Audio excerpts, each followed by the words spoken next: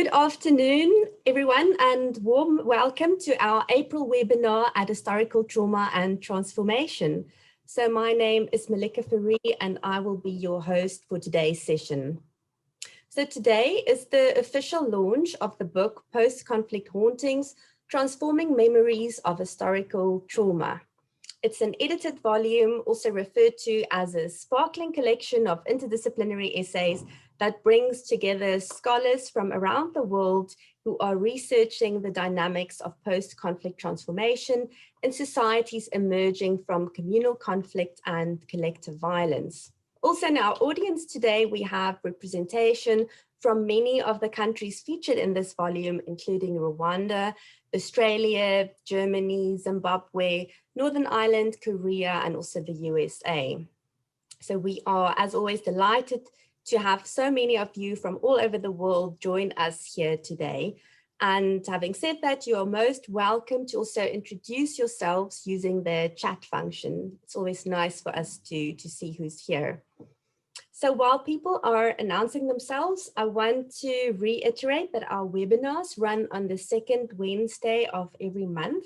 So our next webinar is on the 12th of May, and it serves as a follow-up for today's event in that it will create a space for some of the chapter authors to present their work, particularly in relation to the theme of collective healing. Also, the full recording of today's event will be available on our website within a week's time. So a little bit about the book. It is edited by Kim Wale, Pumla Geboorte-Madikizela, and Jeffrey Prager. Kim Wale is a senior researcher at Studies in Historical Trauma and Transformation here at Stellenbosch University. She has published on collective memories of violence and trauma, as well as on issues of race, class, and whiteness in post-apartheid South Africa. Her first major book was published by Routledge and is entitled South Africa's Struggle to Remember, Contested Memories of Squatter Resistance in the Western Cape. Pumla Geboorte-Madikizela is a professor in the Faculty of Arts and Social Sciences, and she holds the Sarge Chair on Violent Histories and Transgenerational Trauma at Stellenbosch University.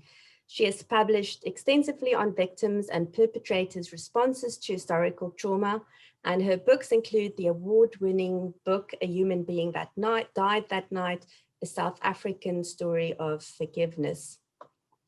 Jeffrey Prager is a research professor at the University of California, Los Angeles, and also training and supervising analyst at the New Center for Psychoanalysis in Los Angeles.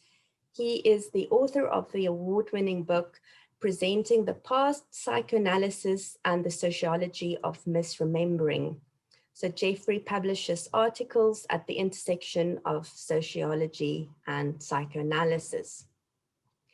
Also, to let the audience know where you can find this book, it is available from both Amazon and Palgrave Macmillan. In the chat function, Unison has posted the link to the book, or he will do so, as well as the 20% discount code, which is offered by Palgrave until the end of June. So you are all welcome to make use of that offer. So with us today, we have three panelists: Professor Stephen Frosh, who also wrote the foreword for this volume, Dr. Thando Njovane, and Dr. Stephen David. And of course, we have the first editor of this volume, our own Kim Wale, with us. Due to unforeseen circumstances, Professor Pumla Geboorte-Madikizela unfortunately cannot join us today. So Kim will introduce our speakers and panelists and facilitate the rest of this discussion.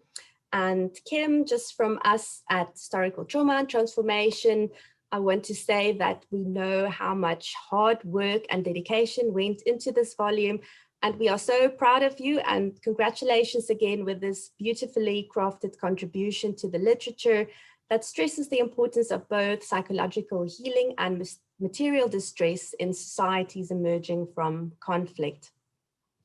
A last administrative item before I hand over to Kim. I want to encourage the audience to post your questions using the Q&A function already while the panelists have their discussion, we will monitor those questions, and there should be about 20 minutes toward the end to engage with these questions from the floor. So Kim, I really look forward to this, and all the panelists, over to you. Melike, thank you so much for that wonderful introduction and sharing all that necessary information around the book. It really is a book that was created in the unit, and I know all of you have been such an amazing support through the many ups and downs that happen when you're trying to bring this kind of work to fruition. So it's wonderful to get an introduction from you. And it's very exciting to be launching this book here today. A book of this nature takes a few years to bring to fruition, and sometimes you think it will never quite happen. So to be here is wonderful, exciting honor.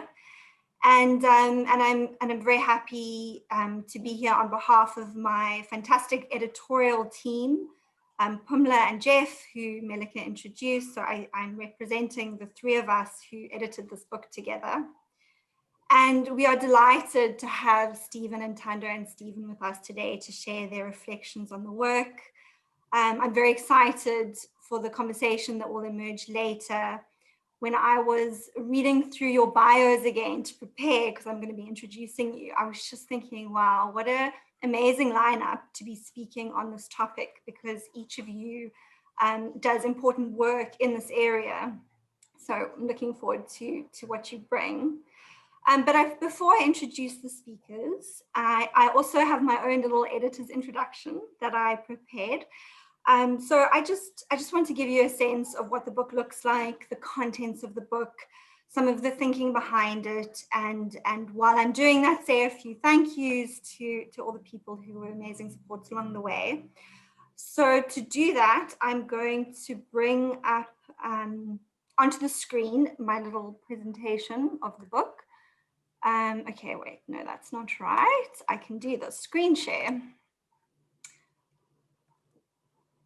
Okay, I think that's up. So you can see there the beautiful cover of our book with the image that was created for us by Alistair McRoberts. So thank you, Alistair, for the design image for the cover of the book. The book's name, Post-Conflict Hauntings, Transforming Memories of Historical Trauma. I'll speak a little bit to why that particular name. And also to mention that the book is part of a fantastic series, Palgrave Studies in Compromise After Conflict. The book was published by Palgrave Macmillan. And the series, the editor of the series is John Brewer, and he was also a contributor to the book and an amazing support of the project from the beginning. So thank you very much to you, John. So I mentioned the title of the book, Post-Conflict Hauntings. And I wanted to flag this title because it captures a troubling contradiction within the fields of post-conflict and transitional justice studies. So while post-conflict denotes after the conflict, the notion of haunting implies that something remains to trouble the present and the future. And the book really concerns itself with the question of how to live and work with the haunting power of the past in the aftermath of mass violence. How do we understand the way that past memories of violence continue to haunt societal structures and psyches, individually, collectively, and transgenerationally? And how do we deal with painful and divisive pasts in ways which are transformative and work to interrupt cycles of repetition, and specifically the repetition of violence, and open up different possible futures? Particularly at this historical moment, these questions are both pressing and globally relevant as the myth of progress crumbles under the weight of continued and deepening forms of injustice and division. And the chapters in this book help us to think through the haunting power of the past from a number of different disciplinary perspectives and also a number of different historical geographical contexts. As an editor, my favorite part of working on this book was engaging with the work of each of the chapters and each of the authors. I learned so much from their wisdom and experience that they were bringing forward in the chapters. And it is delightful for me to be able to share this with all of you in the form of this book. I feel very honored and grateful to have worked with this outstanding group of people. And I really do thank them, because the book wouldn't be here without the authors and the amazing work that they do. And I also want to thank the unseen contributors to the development of this work, the anonymous peer reviewers who gave of their time and carefully critiqued the chapters, bringing them to further levels of development. Okay, so when I open an edited book, what I love to do first, I'm sure most of us do, is to go to the contents page and have a look at what's in there, who's contributed, what are the chapters, and then I generally go to the one that looks the most appealing to me first. But I'm just trying to work out how to move forward on my presentation so that I can show you the contents page. There we go. Okay, so I'm not going to read out for you the chapters and the authors, but I'm going to put them up so you can do that. And while you do, I just want to say a little bit about the structure of the book. So the 3 different sections that the book is organized into. And just to mention that these are not mutually exclusive sections. Some of the chapters speak to all 3 sections, but were placed in the best fit, the section that they fit best into. So the first section of the book, Towards an Ethics of Haunted Memory, contributes to the ethical question of how to remember painful pasts. Should we remember or forget? How should we remember? What does ethical remembering look and feel like? And what are the challenges and possibilities we face when facing painful pasts? And you can see the contributors there, and also Pumla as well. Chapter 6 is part of that section. And then a second section, Local Expressions of Collective Haunting and Healing, each of the chapters draw on in-depth qualitative research or case studies within local contexts to explore the haunting power of the past and what it means to work with these histories creatively, collectively, and transgenerationally. And then a final section, section 3, Transforming Haunted Memory Through Artistic Interventions, focuses on what it means to deal with the past artistically by using the arts and creative expression for peace building or through the medium of national museums and artworks dedicated to painful pasts. And there we have 3 chapters from our authors, so Andrea and Borislava and Judy Atkinson. And I just want to mention that the follow-on from this event looks specifically at the 3 chapters so chapter 10, 11, and 12. And what is remarkable and similar about these 3 chapters is they all are written by scholar practitioners, so people who have been doing the work of the kind of collective, creative trauma work with communities in Rwanda, in Zimbabwe, in Australia, and share with us their insights from this very practical on-the-ground work as they share with them as scholars in the book. So that's for next month. But to bring us back to today, I am delighted. I must actually take this off the screen first. So I'm going to stop screen sharing and bring us to today's lineup. So I'm delighted to be introducing our speakers for this event, who will share with us their reflections on the book and hopefully also in relation to their own work on these questions. We have 3 speakers. I will introduce each of you before you speak. So I'll introduce you, Stephen, and then after you finished, I'll introduce Thando, and then I'll introduce Stephen. We have 2 Stephens, Frosh and David. So our first speaker is Stephen Frosh, who is Professor in the Department of Psychosocial Studies at Birkbeck, University of London. He was Pro-Vice Master of Birkbeck from 2003 to 2017, and he has a background in academic and clinical psychology. He was the Vice Dean at the Tavistock Clinic, London, throughout the 1990s. He is a Fellow of the Academy of Social Sciences, an Academic Associate of the British Psychoanalytic Society, a founding member of the Association of Psychosocial Studies, and an honorary member of the Institute of Group Analysis. Stephen Frosh is the author of many books and papers on psychosocial studies and on psychoanalysis. And reading Stephen's work also greatly influenced this book. In particular, his 2013 book on hauntings, psychoanalysis, and ghostly transmissions, as well as his more recent 2019 book, Those Who Come After, Post-Memory Acknowledgement and Forgiveness. And these two works were really invaluable in helping us to conceptualize this work. So we were thrilled, Stephen, when you agreed to write the foreword for us, and we're so grateful. It's such a beautiful foreword, and we're also very grateful that you can be here with us today from London. So yeah, I hand over to you, Stephen. Thank you very much, Kim. Just to check that you can hear me okay. Maybe you could put your thumb up or something, Kim. I can see you. Good. Okay. So I've already made some comments on this important book by writing the foreword. So I'll try not to repeat myself too much.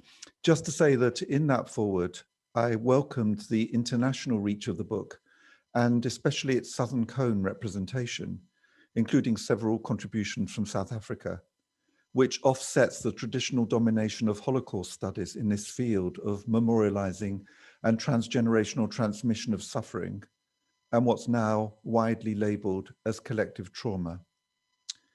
This isn't to say that the legacy of Holocaust studies is invisible in the book, nor to suggest there's anything wrong with using it. Coming from my own Jewish cultural background and having written quite a bit about Holocaust legacy, I would be one of the last people to claim that it's not relevant. Rather, the specificity of different sufferings needs to be noted in research of this kind. For example, are we genuinely dealing with post-conflict situations, as the title of this book suggests, or with ongoing conflicts in South Africa, in Ireland, in Israel-Palestine? It makes a difference. If we use the trope of haunting, as this book does, and as I am used to myself, it's very hard to cease being haunted by events that continue into the present. One cannot reasonably expect to be able to relegate ghosts to the status of memories if the things that trouble them are ongoing. Historical trauma, as the book's subtitle names it, does not mean that the trauma is over and done with, or that the trauma only happened once.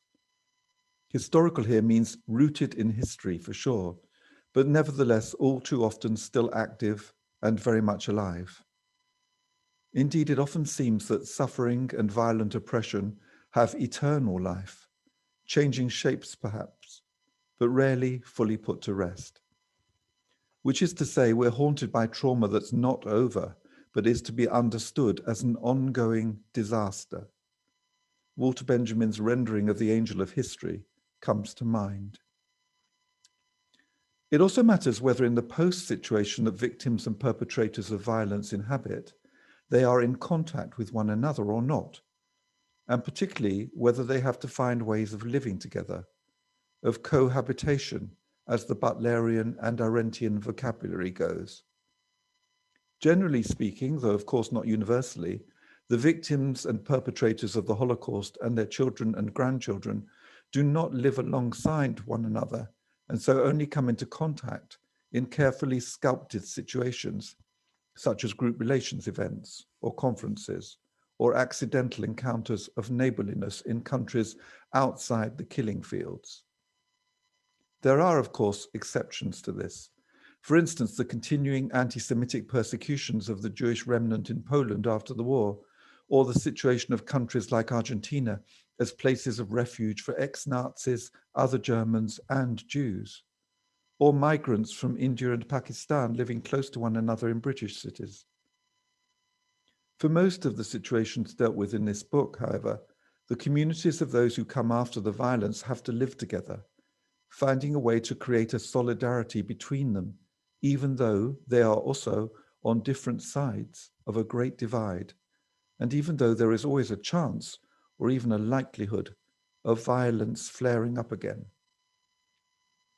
Both sides can be held to suffer in distinct ways, with different gradations of shame and anger, and as I've already noted, the situation is made more complex by the continuing nature of the violence, the legacy that is not a dead one, which often structures these communities' ongoing relations with one another. Israelis and Palestinians have to live together. So too do the different groups in Northern Ireland. So do those who were slave owners or the beneficiaries of slavery, and those who descend from slaves in the USA and Brazil and the UK and elsewhere. And of course, centrally in this book, so does everyone in post-apartheid South Africa. The anthropologist Veena Das has discussed in the context of her ethnographic work in post-partition India, this issue of the ongoingness of violence in communities who have to live together. She shows that people live ordinary lives of constant ethical negotiation of interpersonal relationships rooted in terrible knowledge. This is not the same thing as skirting around or denying the past. It's more like a transformation of pain into the lived experience of keeping on, of managing ethical neighborliness. Remember, most disputes and violence are between neighbors, in which solidarity amid suffering is made manifest.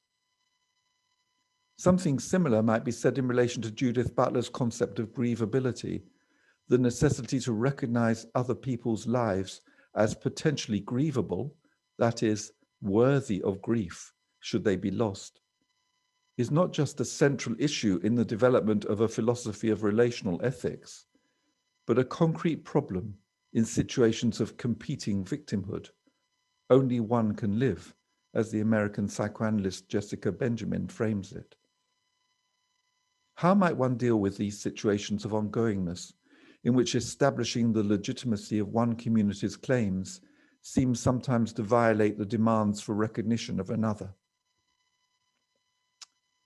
Post-conflict hauntings adds to this some more ethnographic data from other places, for instance, Zimbabwe and Rwanda, alongside philosophical and cultural work with some psychoanalytic input.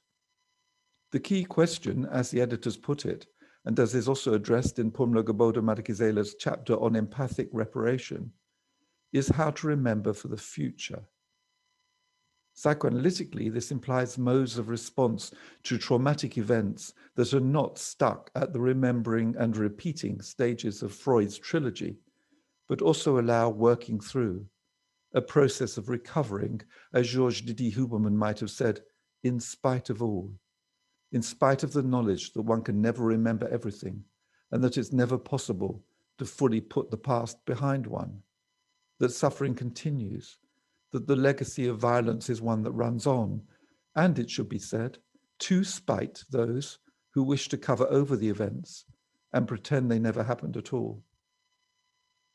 Even with this knowledge of insufficiency, in spite of it, we can aim at working through small gains, ordinary ethics, or as Gobodo-Madikizela suggests, empathic moments of connection, finding ways to be heard. These can make a difference to the future. Indeed, if we're not to be haunted by the future, in the sense of feeling now its impending doom, we need those moments of hopeful connection and mutual recognition. We might also notice recurs several times in this book how much haunting, memory, and testimony have to do with justice. An injustice has been done and not made good. For Avery Gordon, one of the intellectual sources for the haunting trope, haunting signifies at a social level, to quote her, that the ghost is alive, so to speak.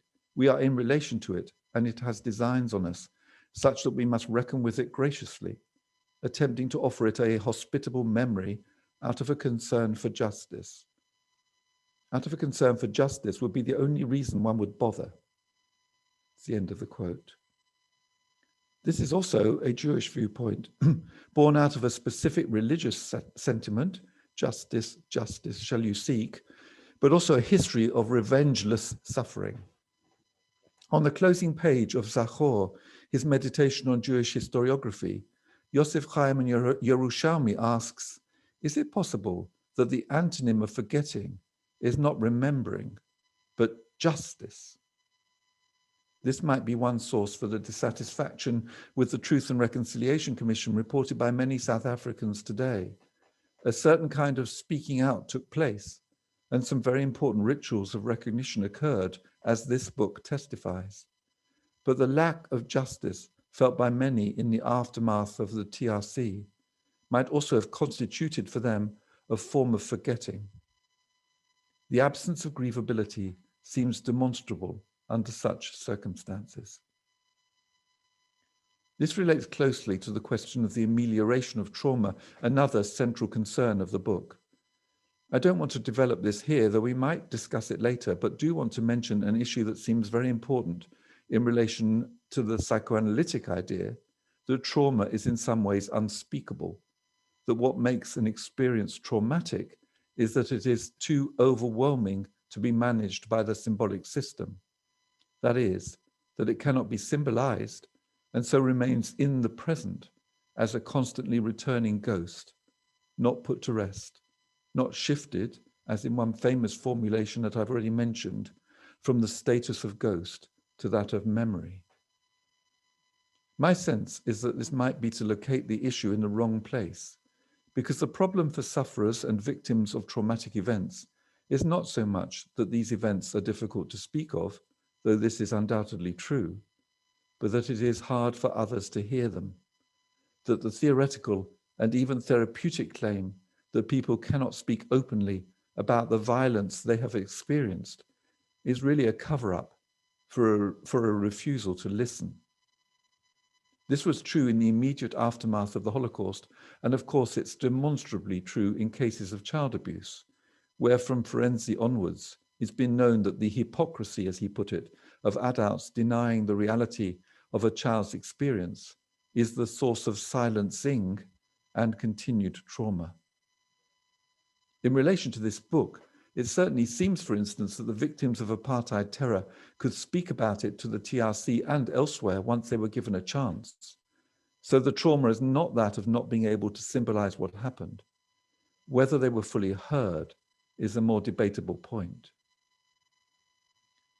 There's much more that could be said, far more, but let me finish with something that has haunted me for the last few years, made even more manifest by the resurgence of interest in the lasting effects of slavery and by the Black Lives Matter movement. This is the metaphor or image dominating Christina Sharp's book, In the Wake.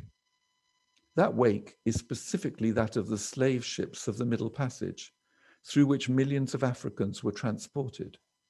Sharp shows that we are all, black and white, living in the wake of those ships, especially in the USA, where slavery continues in the form of systemic violence against black people, but elsewhere too, including on the continent of Africa, where the damage done by slavery and colonialism, as well as apartheid, is so manifest. This is one sense of the wake.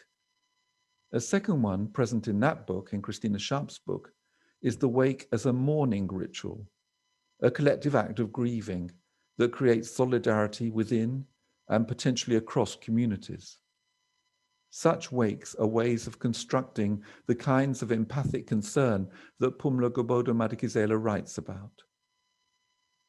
A third meaning of wake is to wake up, to become alive to what haunts us, and to find ways of confronting it.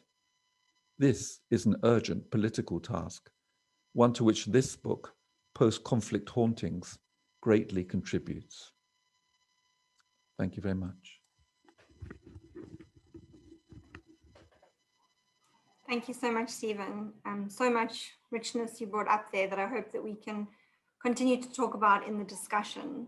I'm left with your very last comment on 3 different uses of the word wake and what it means for us in relation to haunting, and also the very important point about listening and the capacity to listen, and whether a big big part of the challenge is learning how to empathically listen in relation to utterances of trauma and symbolizations of trauma. I'm delighted now to introduce, let's just get my pages in order. So it's my pleasure to introduce the captivating, and I don't say that lightly, Thando, the captivating Thando Njovane. Thando is a lecturer in the Department of Literary Studies in English at Rhodes University, where she teaches early modern, modern, and post-colonial literatures. She is also the Gender and Diversity Officer at the African Studies Center and the co-director of the African Studies platform called Finding Africa. She has published scholarship in the areas of psychoanalysis, trauma, and post-colonial literature, and higher education in South Africa. Her research interests include psychoanalysis, memory, modernisms, atrocity, materialities, and higher education. Thando has also delivered a few reflections and lectures for us at these HTT events. And I've always enjoyed the adventurous and enchanting way in which you enter the depths of these issues and take us all along with you for the journey. That's been my experience. And I say this not to put too much pressure on you, but just by way of saying thank you so much for being here and sharing your reflections with us today, and handing over to you. Thanks, Thando. Thank you, Kim. It's very kind. And thank you for having me. I think my presentation, Professor Stephen Frosh's presentation is wonderful to begin, because I think mine kind of is very much in conversation with some of what he was saying. So what I'm going to do is I'm going to give an overview of my sense of the book and some of the central themes that emerge as I went through the chapters, and I might mention a few of the chapters themselves. So the first thing is this idea of haunting, which is related to, at least in 3 times in the book, to Derrida and to Hamlet, as well as the invocation of Levinas, that is the idea of the face of another giving us an ethical imperative. But we must remember that Hamlet is not only about the ghost of the father returning from the dead, it is also about a call to action. The father returns to tell Hamlet to act. And this seems to me to be relevant in a book that forces us both to remember and to act. And I think one of the central premises of this collection is to live with an eye on the future, and to actively imagine a possible future instead of collapsing into melancholia. In other words, I would say that the failure of the future that is encapsulated in melancholia, amongst others, is located, at least in part, in the failure of the imagination itself. Now, one of the other issues that emerge from the collection is the idea of time and situatedness. And I think Professor Frosh has gone into some detail about the fact of the broad range of contexts that we are steeped in the collection. And I just want to point out the idea of situatedness itself determining these acts of memorialization. John Brewer, for instance, asks us to think, or rather conceive, of social memory as a symbolic object, as a socially constructed artifact, he says. So the task seems to be how to remember together, to co-construct in order to build. And I think this is something that is echoed also in Pamela Gobodoma-Digizela's chapter, which I will return to in due course. And as well as Kim Wale's chapter on nostalgia as a bridge of potential between the past and the future. Now, another manifestation of the idea of time is the link that Jaco Nudia makes between haunting and the possibility of hope. And he argues in this chapter that the spectral is an indispensable condition of hope, he says, direct quote. So this return to Derrida again links us to a world where certainty is fast receding. I must remember that that Derrida was Jewish and born in Algeria, and he had to put up with, you know, the Second World War. And I say that very lightly, but I'm, you know, it's serious, okay? The Second World War and sort of experiencing his alterity. And it is from this position of religious persecution as well as race that his ideas on deconstruction are formulated. So deconstruction already emerges out of this world aslant in a way. So in this sense, I think that Jaco Nudia's a use of the term aporia, which is, in other words, a puzzlement or impasse, is quite important. Because in the Derridian worldview, aporia or confusion and doubt are not embarrassing dead ends, right? So an incomprehensible past does not have to end in melancholia. And I think that's why Nudia's meditation on reparation and justice is just so fascinating, because it forces us to consider if reparation means justice, and it would appear not, but at least in his conception, it does offer us, or rather facilitates, a forward movement and action. And then I want to finally, the last one I want to speak about is Andrea Biela's chapter on monuments, which is, I think, the last one. I think it's 14. And the idea of materialities and aesthetic commemoration. And she speaks about reframing public spaces as the task of the artist, sort of creating memorials, right? She also notes how some memorials might fall into the trap of singular narrative or otherwise be used in the service of propaganda. And I mean, this is a very timely issue that we are dealing with here in South Africa. I mean, the world over, but here in South Africa, and she uses the example of Rwanda. So she wonders ultimately what the artist's role in the wake of post-conflict cultures are. And the answer to this appears to be less than straightforward. But Adorno famously contended that to write poetry after Auschwitz is barbaric, by which he meant, how can anyone write poetry that cannot comprehend the barbarity of atrocity? Now, when he's talking about poetry, Adorno is speaking about making art, right? About how we interpret, how we use the tools that we have in artistic practice to create, to communicate something after the fact of atrocity.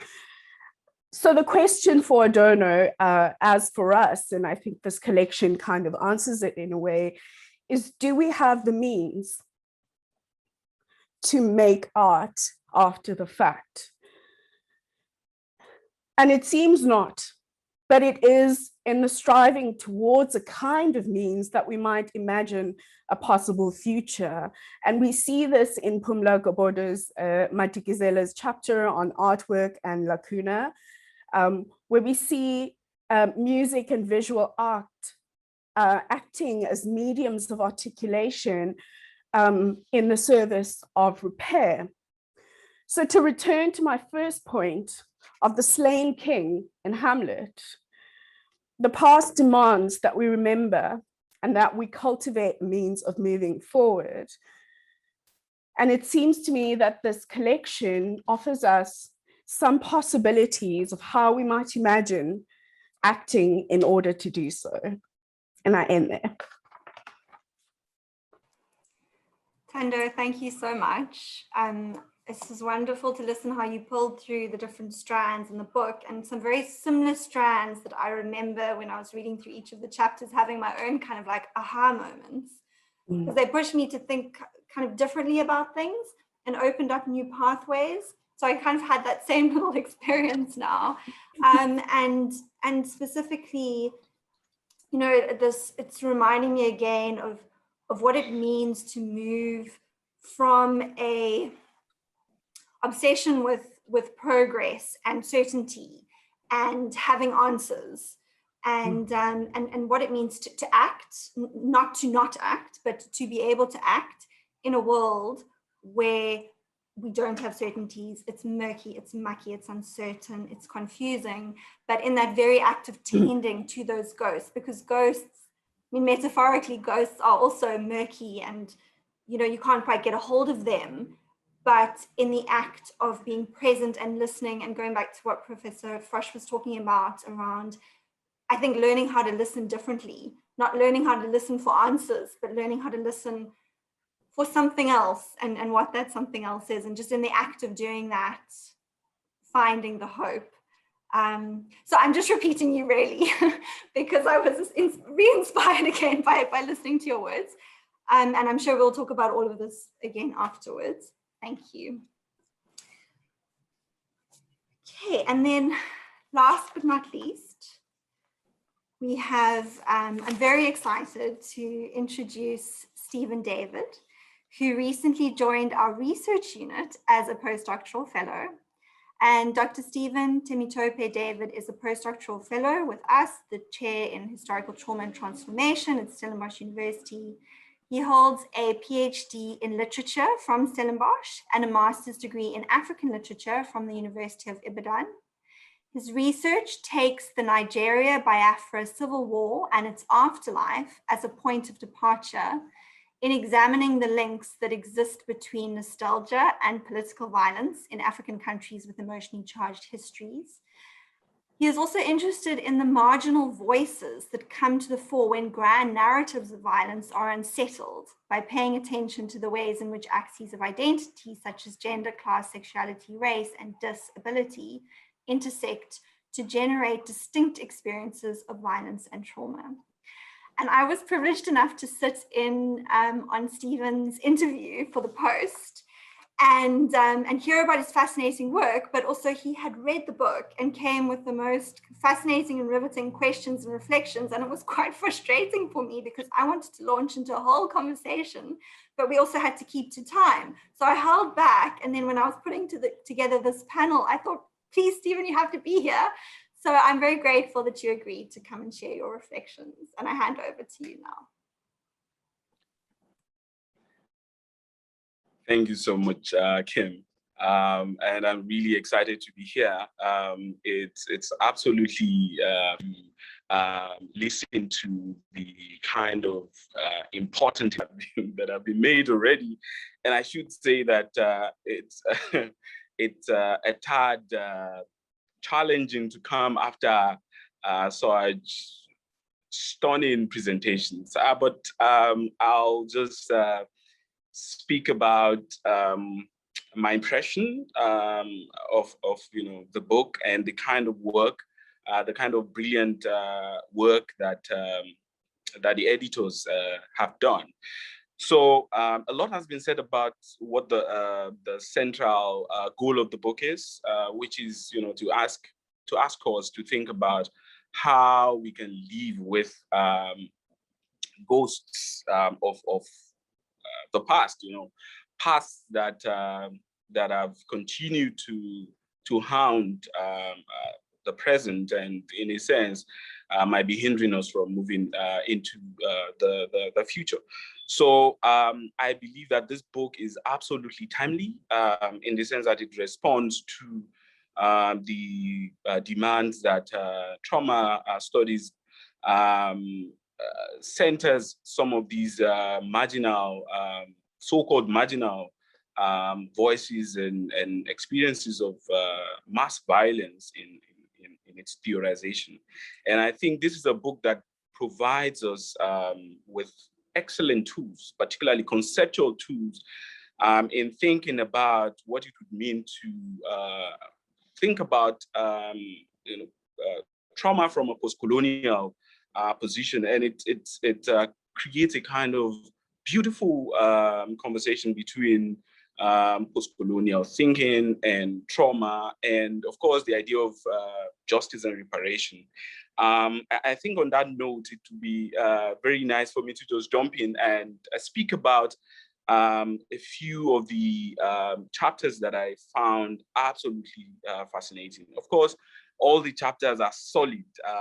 There's no chapter that does not contribute immensely to the field.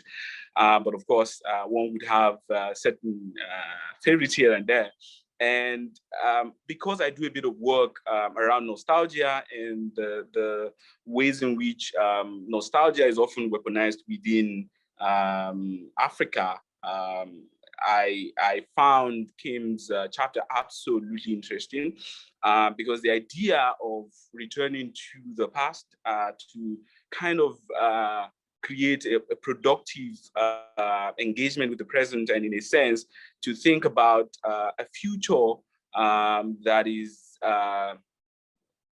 livable is absolutely fascinating, because most times when one thinks about nostalgia and the stubbornness, the stubborn manner in which most African societies cling to some of these memories, one begins to think about what John Brewer describes as kind of pathological memory in this book too. So I found that absolutely fascinating. And also Prof. Madikizela's idea of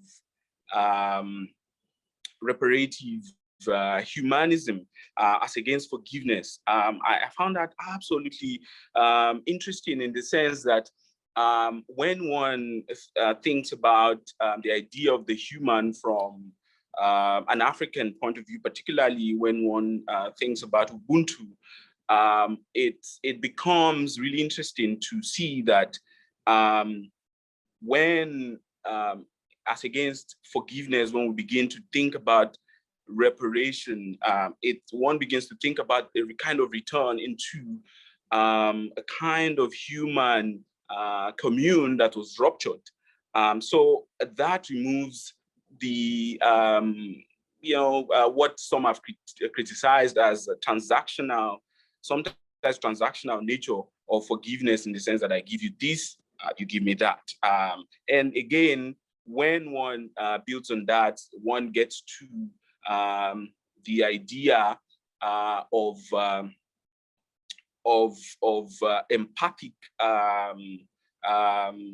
empathic reparation, kind of, in the sense that when one is able to listen, whilst acknowledging the fact that being human within the African society or within African communities is woven around these inextricable link between people, it becomes absolutely imperative that we think in terms of reparation as against what, for instance, La Capra has described as empathic unsettlement.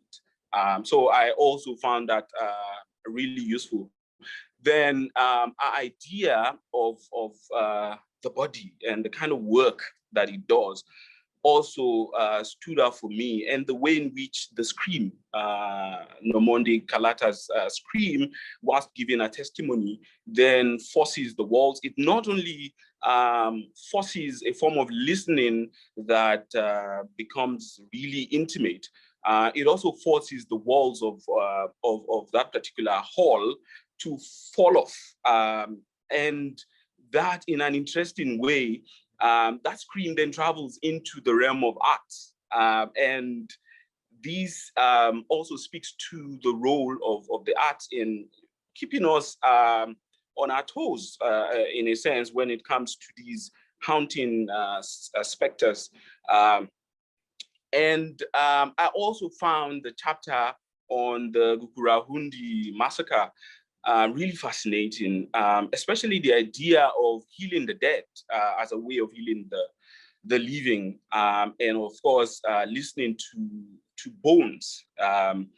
And there's this fascinating book that has also come out, which I think speaks nicely to the kind of work that is being done in that chapter, which is Hans Ruins' idea of being with the dead, and the kind of work that does. So when one thinks about ghosts from that point of view, it becomes possible for one to see that what we should be after is not a form of exorcism or efforts to exorcise the ghosts. We should be more interested in thinking about how to live with these ghosts. And I think that's what I find really fascinating in that chapter.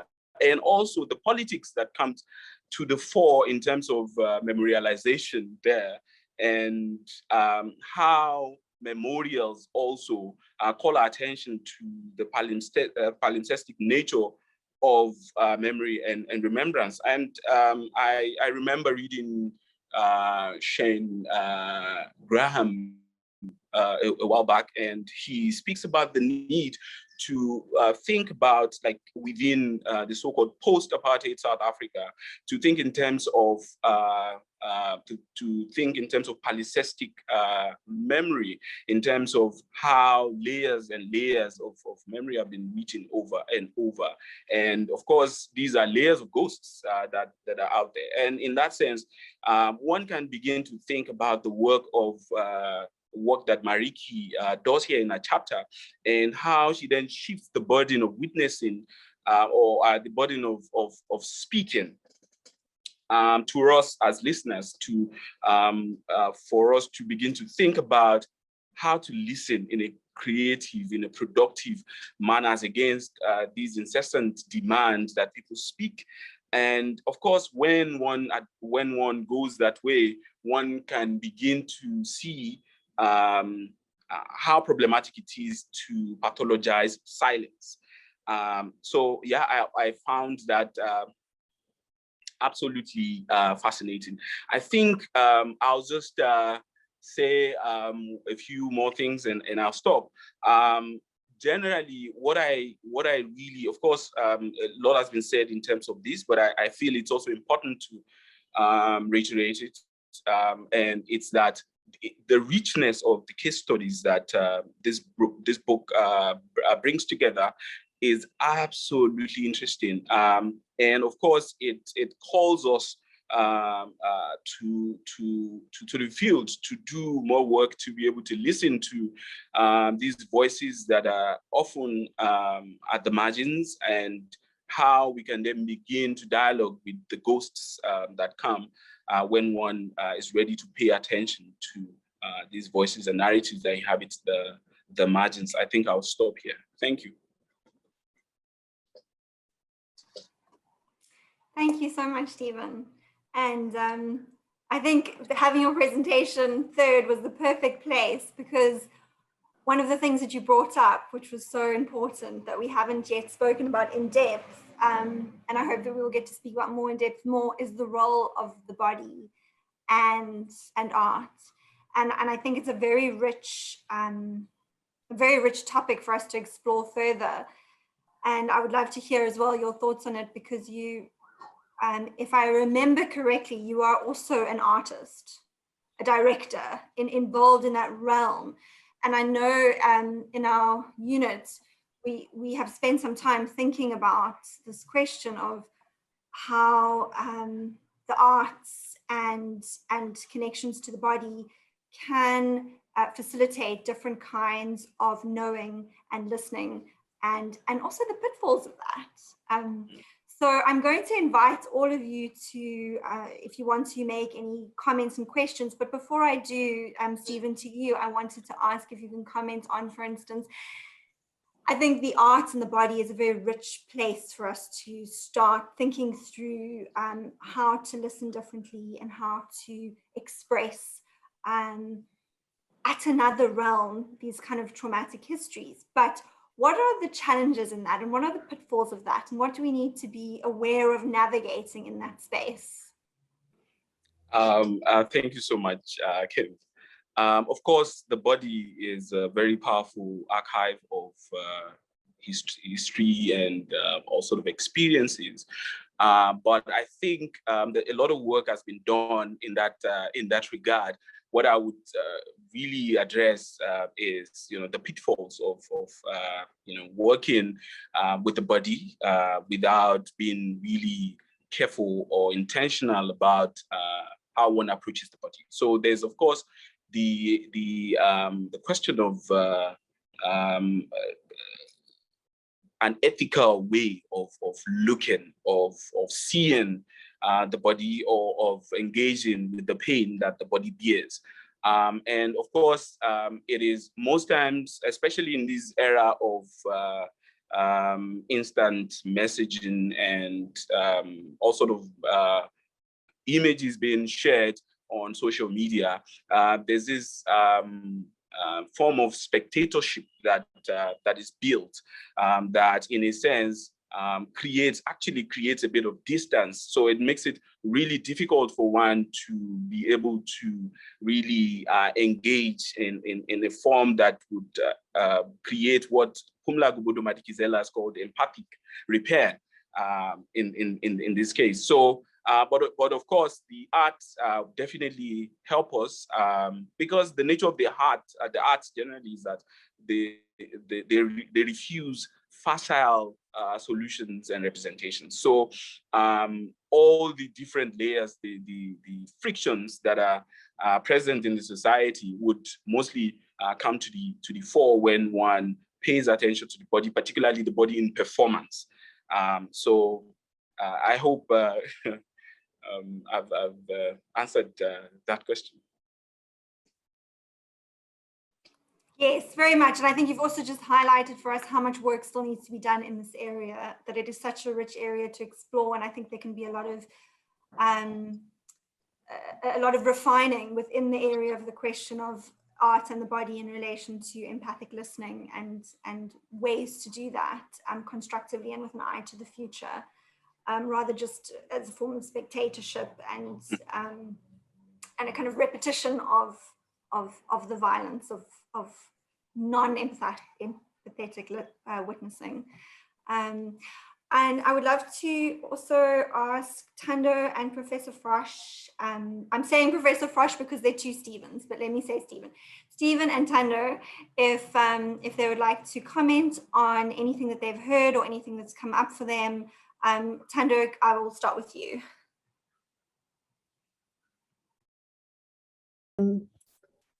Not at the moment. Can I just jump in later? Is that all right? Okay, cool. And Stephen? Well, first of all, I thought those were two really great contributions. I was so interested in what Thando and Stephen were saying, and very helpful to me as well, as I'm sure to other people. So thank you both for that. I thought just perhaps 3 separate points, if I can, Kim, just really quickly, because obviously I'm trying to absorb and listen to what other people are saying and thinking about it at the same time. I'm getting a bit old for that, really. But three points I quickly wanted to make, which probably relate to one another. One is about this business of art, the role of art, and I'm reticent about saying too much about that, given that I'm not myself an artist, nor do I work specifically in art history or anything of that kind, although I do have a chapter in the Those Who Come After book about music, particularly about a specific piece of Holocaust music by Steve Reich called Different Trains, which interested me a lot because of its function as a kind of witnessing, a mode of witnessing. And I think a couple of things that very much interested me about the art thing is one relates to what Marianne Hirsch says in her book on post-memory, where she talks about the difference between post-memory as something which invades and haunts you, and what she calls post-memorial work, which is the work that might be done to convert something which is a kind of repetitive traumatic memory, if you like, into something which is of the form of remembering for the future that so much of this discussion is about.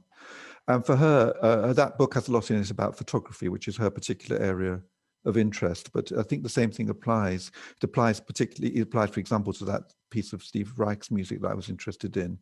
That there's a way of kind of grabbing hold of something which otherwise could be a kind of recurrent, repetitious thought or memory, even a traumatizing memory, and doing work with it, which moves it into a different plane, I think is part of the function of art in these fields we're talking about. The second thing that for me relates for me to this question about what it is to witness something, which is part of the broad issue that Kim raised, and that I think everybody's raised, actually, including myself, about what it means to listen. What is this? What is the kind of listening we're talking about here? Because there are all sorts of ways in which you can listen to things, and they can be very unproductive. There are very unproductive forms of listening, as well as forms of listening which really make a difference. And that, of course, is part of the I think the relevance of psychoanalysis here. That psychoanalysis has some understanding of modes of listening that move things on and modes of listening that don't. That there is indeed a difference between repetition and working through, to use Freud's original notion, and of course picked up in all sorts of ways.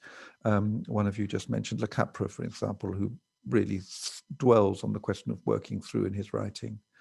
I think that the language we have around all this, speaking, giving testimony, witnessing, is really important, but also very confusing. For instance, when people talk about witnessing, who is the witness in a question? Is it a person who has specifically experienced something themselves, to a trauma themselves, or is it the person who is listening to the testimony of the person who has experienced?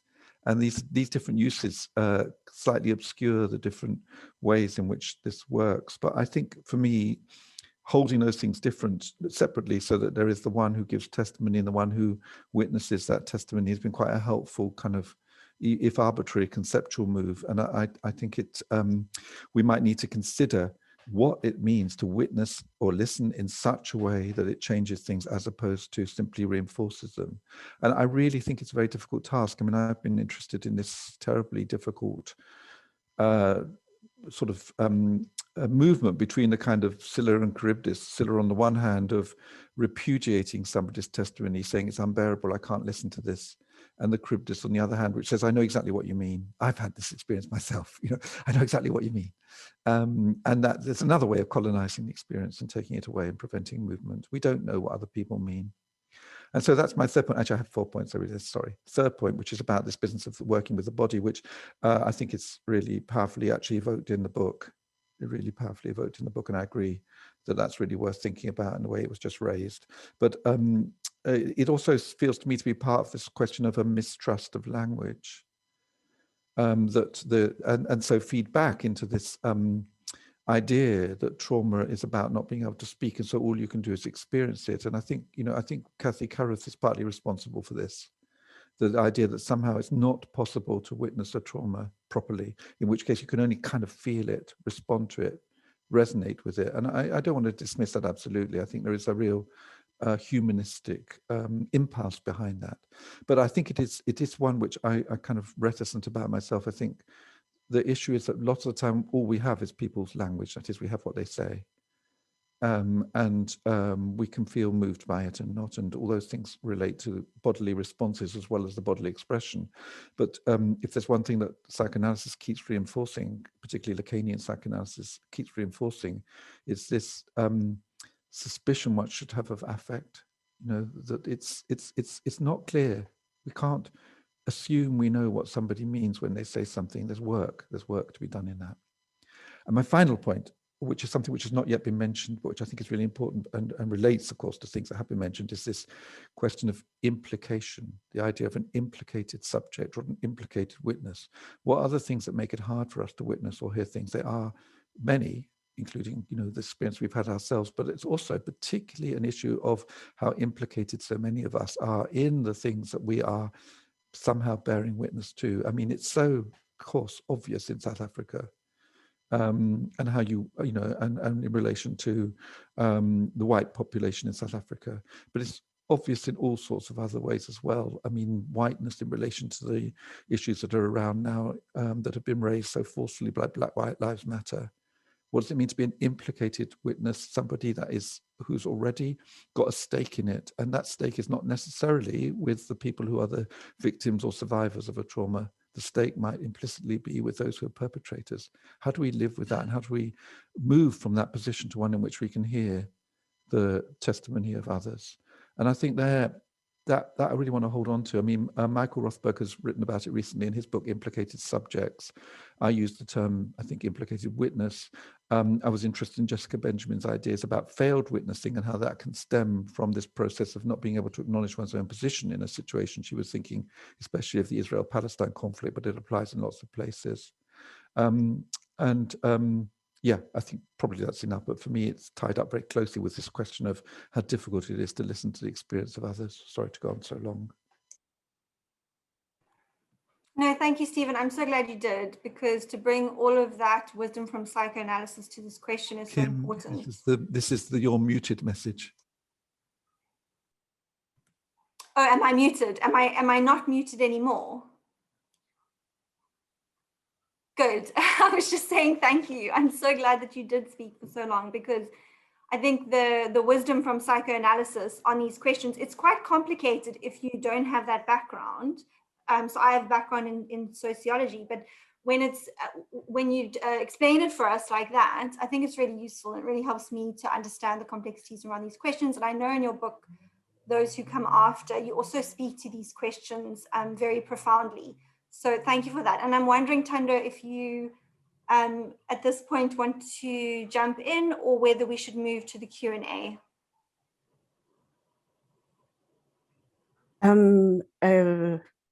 I do kind of want to jump in here because Stephen touched on a couple of things that resonate with me, and the first one being this Corinthian sort of orientation of how we speak about trauma, which is not to say that there is no value in that scholarship, but to think about, really interrogate this idea that if we cannot use the symbolic system that we've inherited, i.e. language, there is no other way. And I disagree with that. I think there are various ways in which trauma can be communicated that are located outside of speech. And then the second thing that I thought was interesting was you mentioned Lacanian suspicion of affect, which was interesting reading Ruth Lees's genealogy of trauma, and reading her later work, where she basically accuses trauma theory of being psychoanalytic and more affective. And I wonder what you make of that, because in my opinion, affect is a constitutive of this work of remembering, of repair, right? How can we talk about being traumatized without speaking about affect? And so this idea that we have to split off this part of ourselves in order to constitute strikes me as rather dishonest.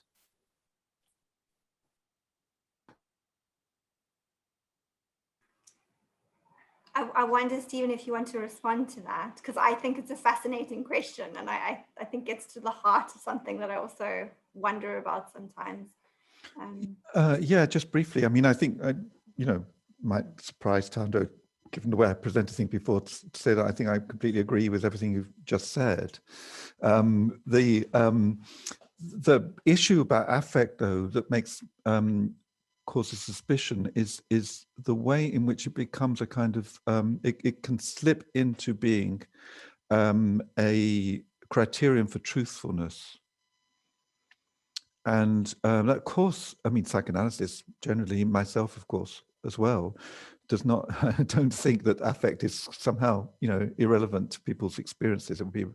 It would be really absurd to think that. I don't think that at all.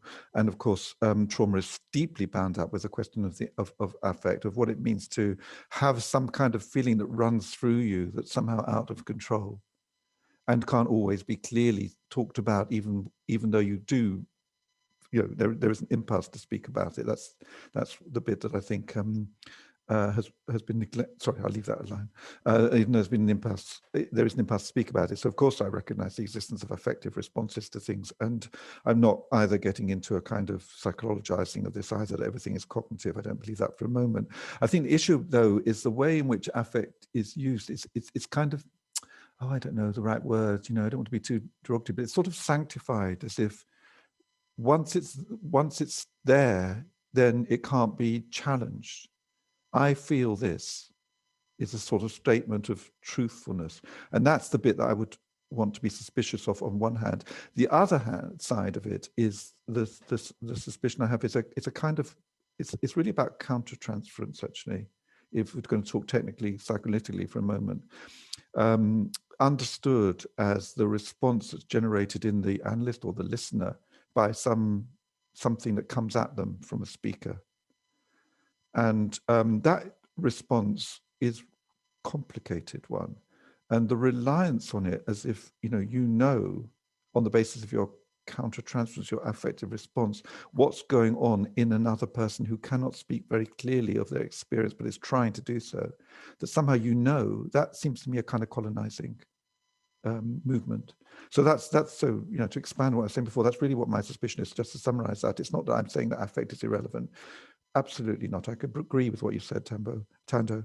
It's rather that I think we need to hold it. It requires work. It requires a kind of interpretive work. We need to be suspicious of claims that just because I feel something, that's the way it is, on the part of any speaker, and certainly on the part of a kind of listener. And I think that also relates to the first part of what you said, which I suppose is connected anyway, which is the issue of the reliance on language. Yeah, you can't trust language either. Of course, people say things, and what they mean and what they say and what it might mean and what the effects of what they say are, and all those complexities of language all require work. So I guess I'm saying that. And as I say, when I said the kind of Lacanian stance that I would adopt here, without being a Lacanian, is that all you can really know is what somebody tells you. That's the starting point. That's the beginning of a piece of work. It's not the end point. Yeah, I think that's probably enough. But thank you for forcing those clarifications, if they were clarifying. Melike, I wonder if we need to move on to questions. Thank you so much. I want to stay with this conversation, but I know that we also need to take some questions from the audience as well. Yes, thank you. So we have about 15 minutes left. So I want to encourage the audience, if you have a burning question, now's your chance. You have a panel of experts in front of you. Do engage with them. So Kim, I thought I'll kick off with a possibly easier question for you, and then a possibly more difficult one while the audience is thinking about their own questions. So I wanted to know just if there was a kind of a deliberateness in choosing the countries or choosing the contributions for this volume. Was there an idea that it should be more focused on the global south. And, you know, maybe you can just say something about how you went about selecting the contributions. And then the harder question is really, I want to pick up on this third point that Professor Frosh made of implication. And in your initial talk, you said something very beautiful, this idea of ethical neighborliness. And it strikes me that this is a key concept in all of these countries where the conflicts are determined by unequal power relations. So there's always those who are off worse after the conflict and those who are kind of, you know, got off easy, or I don't want to use the words victims and perpetrators. But and you also said it's an urgent political task to you know, this issue of redress. But I want to come back to this idea of ethical neighborliness. You know, what is the task, the obligation as implicated subjects of ordinary citizens in this repair? Because it strikes me in my work and dialogue work, difficult situations, you know, that is where the gap is. Not that all these other things of, you know, this lack of hearing, you know, this need for empathic listening, but you know, this issue of redress and ethical engagement with the hauntings of the past, possibly by members of, you know, members of society who have benefited. Is there anything that this volume can say to us on that topic? And I know this is this is not an easy question, but so Kim, if you want to jump in with those, and then I'm going to monitor the Q&A for more questions. Okay, so I'll answer the first one because it's directly, and then I'll open the second one up. And then I also wanted to say, I see Jaco Bernard Nordier, who's one of our contributors, has posted a question in the chat session, which might be quite a nice one to look at, but it's not Q&A, so I just wanted to alert your attention. So in terms of the selection of case studies, it wasn't a case where I decided beforehand that I specifically want to get these particular countries in order to compare this history with this history, but rather we had a number of conferences on these issues, and over time, and through that, a number of people who came to speak to us engaged from these different contexts.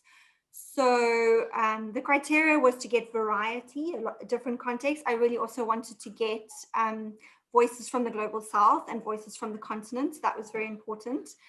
And then add to those some other voices that we've heard that have come to speak to us about these issues. So it wasn't a particularly structured idea around, I want so many cases from this country, I want so many, and I want these particular countries, but more to use the wisdom that was around us and to bring it together so that we could speak from these different contexts on similar questions. And I don't know if the others want to speak to Melike's second question, because I think that can be answered in a more general way.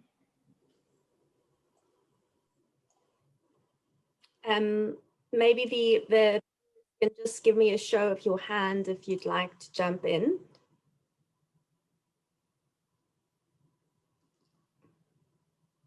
Have we can I just say very briefly, because yes, Stephen Frosh. but I mean, I don't want to dominate it. I mean, just a couple of things. Firstly, just on the first question, actually, I think if I remember rightly, there isn't anything on Latin America in the book. And I just wanted to, I mean, it's fine what you said, Kim. I completely understand what you did and why, and that doesn't detract from the book. But it's interesting to do that comparison, as that is also Southern Cone. And there have been lots of truth commissions in Latin America, given the dictatorships of the second half of the 20th century. And I've been doing work in Brazil. I've been doing work on the history of psychoanalysis in Brazil, and particularly focusing on that period. And it is really noticeable that I think it's almost incontestable, even though it's a particular theory, that the failure to mourn and to bring to a proper end the dictatorship, which technically ended in 1985, is one of the sources of the Bolsonaro regime now. And what the murder, in a way, they're literally murdering their own population if you look at what's happened under COVID, and they've certainly been doing that in relation to the killing of particularly Black young men in Brazil over quite an extended period of time. So I think that this question of, you know, what ends a period of basically of tyranny, and how you deal with that in such a way that it doesn't then simply repeat, is really a very live one. And Latin America has quite a lot to say about that in terms of their experience. In terms of the other question, which is a huge, really interesting question about ethical neighborliness, I think only what I want to say about that is something I think you're almost certainly very familiar with, Melike, which is this idea about the ordinary in general, and the kind of negotiations that different communities have at that level of direct contact with one another. And so I mentioned Veena Das in passing. I think her work in India is really interesting in that way, because it just takes the sort of what people would call it quotidian, wouldn't they? But mundane, you know, everyday encounters that people have with others who they live with, and whose history they know, and whose violence they know, and looks at how people live with that, how they make amends for it when they need to. And there's similar things have happened on the ground to some degree, though much less so, unfortunately, I think in Israel, Palestine, in relation to kind of on the ground efforts by Israelis and Palestinians to find ways to have these kind of, what I can call them is ethical conversations. Sometimes they've been in the rubric of group relations events, encounters of various sorts. They're not always successful. That's the thing. They're really difficult to do. But I think there is something about we need to do, I need to do, those of us who tend to work with this kind of theoretical material and think about it in relation to the special situation of the therapeutic, or reify the political. There's some work we need to do in returning to this question of what it is that's the ordinary. How do people make amends in their everyday life for things that have happened, even if they've not been directly responsible for them? And there is you know, quite a bit of work on that. Anyway, I think that's all I can say. But I'm not trying to belittle the question. It's a really big one, and an unresolved one. While I give the other panelists some time to reflect, I'm going to read Yaku's question, who is also contributed to the chapter. So he asks, what are the conditions for an emergence of the analyst discourse, the discourse of the empathic interpreter in trauma studies and in transitional justice more generally? It seems that the speakers are implying that trauma studies is affect heavy. So how do we bring more of a balance in the discourse? Who would like to respond to that? Thando? Well,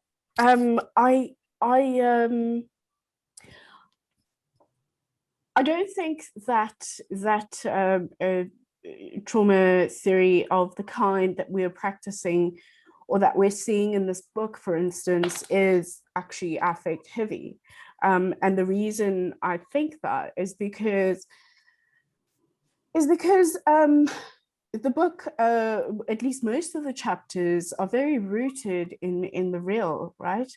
In the empirical, in things that can be measured, in structural conditions that we can easily verify, right?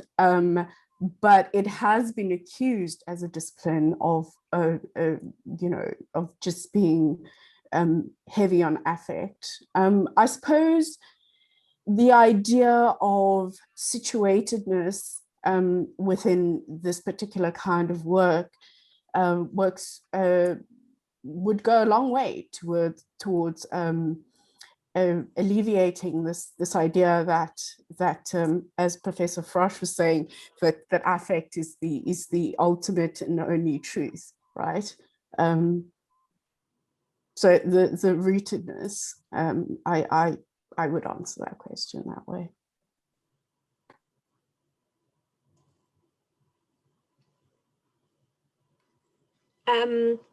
I'm going to go, there's quite a couple of questions coming up now. I'm going to go to Benjamin Thorne's question. He thanks Kim and the discussants for their wonderful discussion. He's interested in themes of social legal studies, transitional justice, and critical theory. My question is around remembering, transmission, and justice in haunted societies, or maybe more accurately said, by external actors and international institutions. Justice is often associated with judicial justice, though it has been well argued justice takes many forms and temporal frames for individuals and groups in the affected societies. The act of communication and transmission of the past can be part of justice in forms of testimony and also as a response to the absence of judicial justice. Memory, remembering, and listening to others, relational ethics can stimulate plural threads of the past and complicated identities.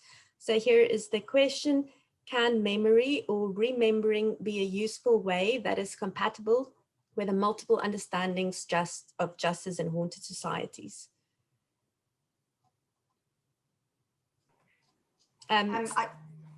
Kim, why didn't sorry, you? No, I just while I have that last question in my head, I think that it can, but it not necessarily is. So one of the insights of the book, especially in Andrea's chapter, is that when we have these grand narratives, these kind of eternal statements on how we remember, then it's not conducive to pluralistic remembering and holding different views and contestations around the past. I think memory can do that, but again, it's work. We have to contest the settling of the dominant narratives that often happens, and allow for different and contrasting voices to be present in the space. I think it's really complex again. Sorry. I mean, firstly, we see, under the heading of remembering and memorializing, tremendous amount of contested victimization in different societies, in split societies. I mean, it's really clear, for example, in Poland after the Holocaust, and in Germany, of course, in Germany in the 1940s and 50s, where Germans are presenting themselves as victims, both of Allies and of the Nazis. And so the kind of contestation that takes place there as people remember things in their different ways and start the process of memorializing them is a really powerful source of continuing conflict. So I think there is lots of work. So of course it doesn't mean you shouldn't remember. That's exactly the opposite of what I would be saying. But it is remembering is itself a politicized activity that needs constant, I suppose, vigilance. I mean, the other thing about the judicial, I mean, I may have not followed the whole question, just trying to listen to it just then, is that it seems to me quite clear from what people have done in different places, in, as I said before, in Latin America as well, in Ecuador, there's good examples of this too, that the issue of having, people know that the judicial recognition of some historical violence is going to be very limited. There are only going to be a certain proportion of cases that come up, but it still seems to be very important to them that should happen, that they should be possible for that to happen. It's never going to be, it's never enough in itself, but whether there are other forms of recognition that suffice without judicial recognition, that's a different question. It's that way around, I think. Will people be satisfied with recognitions that exclude what happens in the courts and so on? I mean, again, to give the example that I know better, the way in which the ex-Nazis were processed and exempted and cleared after the war was so blatant in the Federal Republic of Germany in particular, and so widespread that it made it extremely hard for Holocaust survivors to feel that they would ever get any kind of genuine recognition from anywhere. So something has to happen there, even if we all know it's never going to be sufficient on its own. Thando, I think you also had a hand up. Yes, I completely agree with Stephen on that. On the issue of justice in the judicial, to my mind, I immediately think of Agamben, right? Of how the statutory or how some people's lives are A, ungrievable in the Butler sense, and B, are unprotected by the law. In the case of South Africa, you have legislation or a history of a legislation that casts people outside of the protection of the state on the basis of their race, right? So it seems to me that we cannot only look to the judicial system to provide justice, right? And I think that was one of the tenets upon which the TRC was founded, this idea of a communal sense of accountability. Only people felt that there was no justice. I just think that essentially justice cannot only be located within the judicial system, which within the state. It has to be connected to the ways in which we transform our societies in order to bring in those who have been sort of kicked out of certain comforts that make us human. Yeah. Thank you very much, Thando. I think in a way you've also spoken to my earlier question just now. So we've come to the end of our time, but Stephen, David, are you with us? It seems like your connection is a little bit intermittent. I don't know if you were able to catch most of the conversation, if we can have a final word from you. Yeah, I missed out on a lot because I was busy struggling with my connection. But what I would say is, I saw a question about the role of the arts in mourning the end of apartheid. Of course, so that would be like my last piece, right? So of course, I would say that the arts have a very important role because of the way in which that space allows a nuanced engagement with these ghosts of the past. And again, because of the way in which these spaces are mediated spaces, one engages these encounters these violent histories in a kind of controlled space. So I feel that is really important because one of the chapters also observed that there's a bit of denialism that is out there. And so what the arts would help us do in this case is to begin to present these traumatic histories in a way that that is not absolutely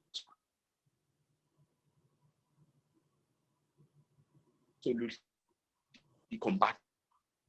So that with these ghosts that continue to haunt us, not so demanding manner. So yes, the arts have that. And once again, I apologize for my network woes. Thank you very much, Stephen. So I think we have reached the end of our webinar. We want to stick to our commitment of keeping this to an hour and a half, because as I said last time, we want you back every month. Kim, I'm going to give you the final word to maybe just round it off. And from my side, thank you very much for this rich discussion and for everyone's contributions. Melike, thank you for chairing so beautifully for us and keeping us to time. I know how hard that can be, especially when the conversation starts to liven up. And one of the things I just wanted to mention is I did see in all of the comments that people are talking about the expense of the book and whether there's ways to access it more inexpensively. And that is my homework. I'm gonna work out, I'm gonna think more on that and see what the possibilities are. And I also saw that the code might not be working. So I got it yesterday from Palgrave. I'm going to email them and get a working code. And then I wonder, Unison, if we're able to email everyone who was here to give them the correct code if this code is in fact not working. I'm sure we can do that, so I'm going to assume that we can, and we'll organize that. I want to say thank you so much to Stephen and Thando for coming. It really was such a pleasure to be able to talk so much about a book that's very close to my heart, and also to hear all of your wisdom around these questions. I've really learned a lot, and I'm looking forward to the recording because I actually want to go back and listen to a few of the things. And so yeah, just a huge thanks to you, Melike, and to the three panelists, and to the audience for being present here. And I've been watching your comments, and yeah, just thank you, and I hope you all have a lovely rest of your Wednesday. If you want to engage more in some of the chapters of the book, we do have next month's session, which is on the 12th of May, where we have Shari, who speaks about the reburials in Zimbabwe, and we have Judy Atkinson, who talks about her work in Australia, and we have Grace Kegoriyire and her co-authors who speak about their work in Rwanda. So that's an interesting next installment to this event today, and that's on the 12th of May. So maybe I'll see some of you guys there.